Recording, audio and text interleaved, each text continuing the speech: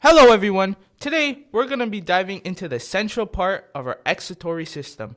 For those of you who don't know, the human excretory system comprises of the following structures: two bean-shaped kidneys, two uteries,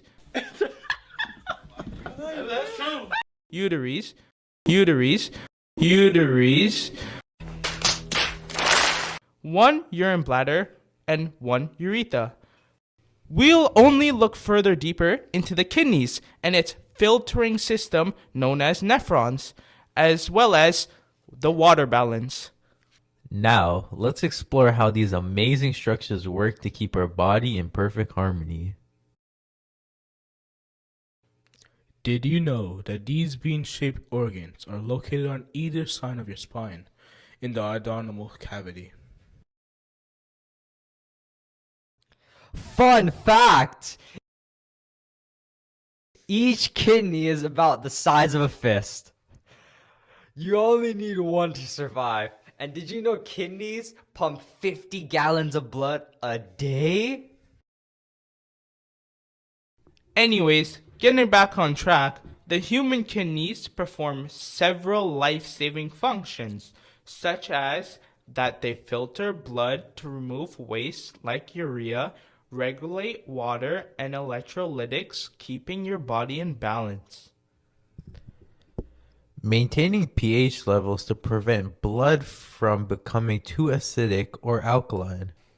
They even produce hormones like erythropoietin, which helps to make red blood cells, and renin, which regulates blood pressure.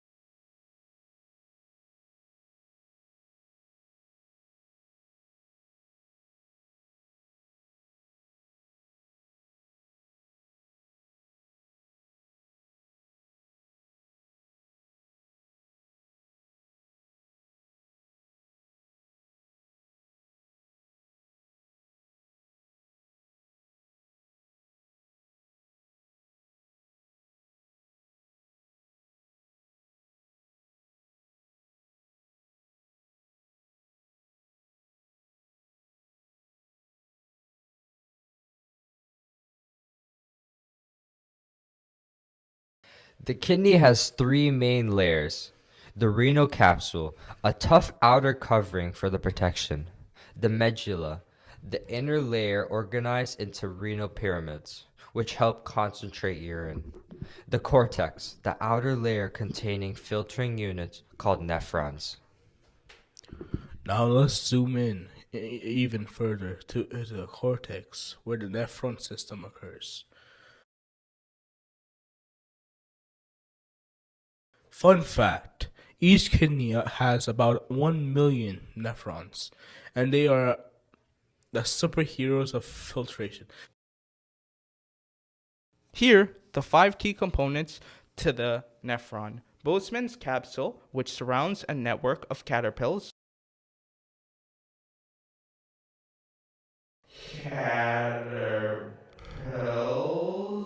called the glomerulus. This is where filtration starts. The promaxo convoluted tubule, aka PCT, which reabsorbs essential nutrients like glucose and amino acids. The distilled convoluted tubule, or DCT, where secretion of unwanted ions happens. The collecting duct, which collects the final urine and sends it to the renal pelvis.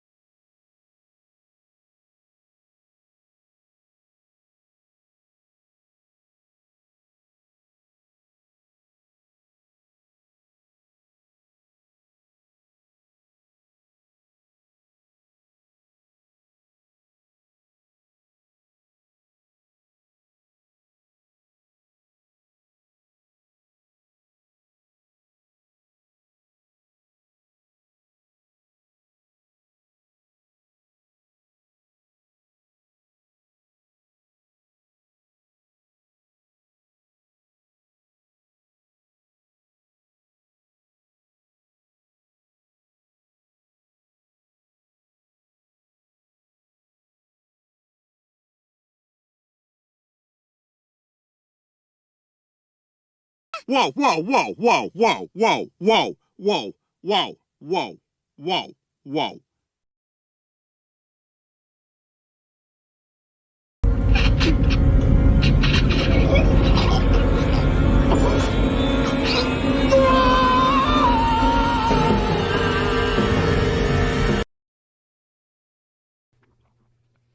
First, filtration occurs in the glomerulus, where blood plasma is filtered. Then reabsorption happens along the tubules, where the blood takes back water, nutrients, and ions it needs.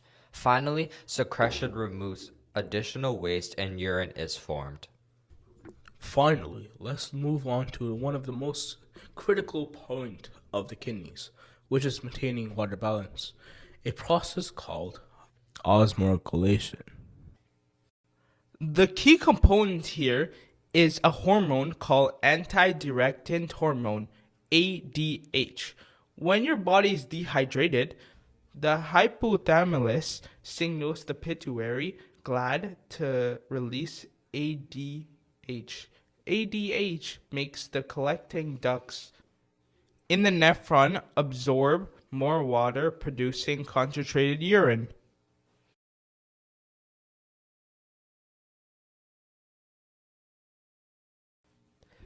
On the other hand, when you've had plenty of water, ADH levels drop and the urine becomes more diluted.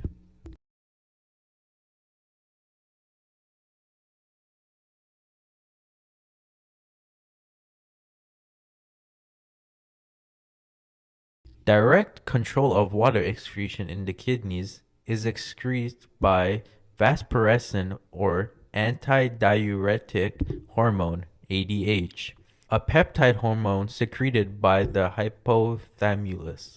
ADH causes the insurrection of water channels into the membrane of cells lining the collecting ducts, allowing water reabsorption to occur. Without ADH, little water is reabsorbed in the collecting ducts and diluted urine is excreted.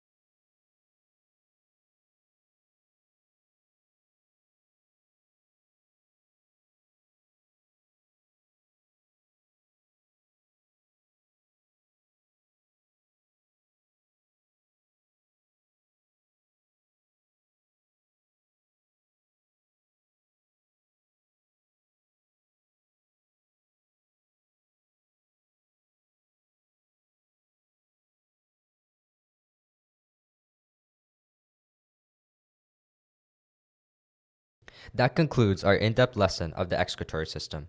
Let's look back on what we learned today. Yeah, it's rewind time.